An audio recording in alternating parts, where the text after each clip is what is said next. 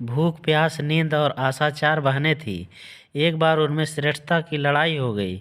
आपस में जब श्रेष्ठता का फैसला नहीं हो पाया तो लड़ती झगड़ती वे एक राजा के पास पहुंची। राजा ने पूरा माजरा पूछा। सब वहां भी वही बात करने लगी, मैं बड़ी तो मैं बड़ी।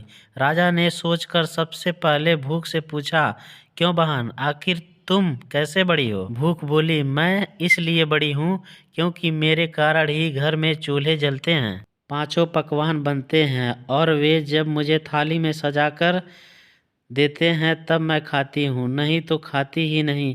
राजा ने अपने कर्मचारियों से कहा, जाओ राज्य भर में मुनादी करा दो कि कोई अपने घर में चूल्हे ना जलाए, 5 पकवान ना बनाए, थाल ना सजाए। भूख लगेगी तो भूख कहाँ जाएगी? सारा दिन बीता, आधी रात बीती, भूख लगी। उसने चारों तरफ खोजा लेकिन भूख को खाने को कुछ नहीं मिला। लाचार होकर वह एक घर में पड़े बासी रोटी के टुकड़े खाने लगी।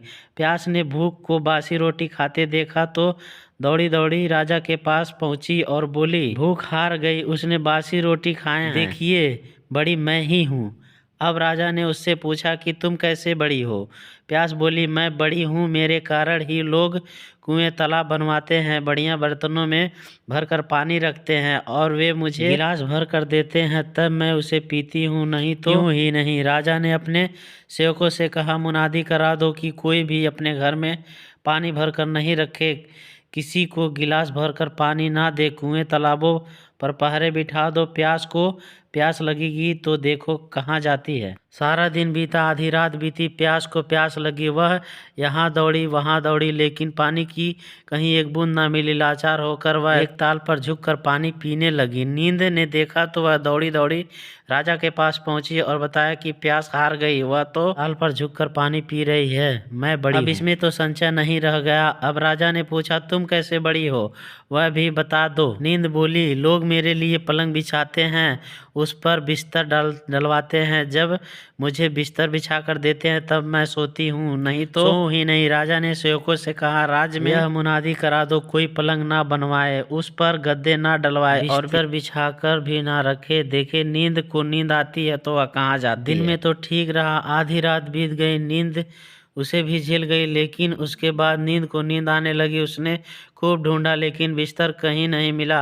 हार कर वह उबड़ खाबड़ जमीन पर लेट गई। आशा ने राजा को खबर दी। उसने कहा, नींद भी हार गई, नरम बिस्तर की बात कहने वाली उबड़ खाबड़ धरती पर सो गई। वास्तव में भूख, प्यास और नींद तीनों में से मैं बड़ी हूँ। राजा ने पूछा, तुम कैसे बड़ी हो? आशा बोली, लोग मेरी खातिर ही काम करते हैं, नौकरी धंधा मेहनत और मजदूरी करते हैं, परेशानियां उठाते हैं, लेकिन आशा के दीप को बुझने नहीं देते। राजा ने सेवकों से कहा, राज्य में मुनादी करा दो, कोई काम ना करे, नौकरी ना करे, मेहनत और मजदूरी ना करे और आशा का दीप ना जलाए। आशा को आस जागेगी तो देखो कहाँ जाती है। सारा दिन बीता, आधी रात बीती, आशा को आस जगी, वह यहाँ गई वहाँ गई, लेकिन चारों ओर अंधेरा छाया हुआ था। सिर्फ एक कुम्हार टिमटिमाते दीपक के प्रकाश में काम कर रहा था। वह जाकर वहाँ टिक गई और राजा ने देखा कुम्हार ने जो दिए बनाए उसके सोने के हो जाने की आस और वह सोने का हो गया। सोने के दिए में रुपए की बाती तथा कंचन का महल बन गया। जैसे उसकी आशाएं पूरी हुई वैसे सबकी कामनाओं के दीपक बुझे तो अच्छा, लेकिन आशा का दीपक कभी बुझने नहीं देना चाहिए। हालात कैसा भी हो, यही दीपक ऐसा है जो जीवन को प्रकाशित करने के लिए जूझने का हौसला देता है। फिर नींद, भूख,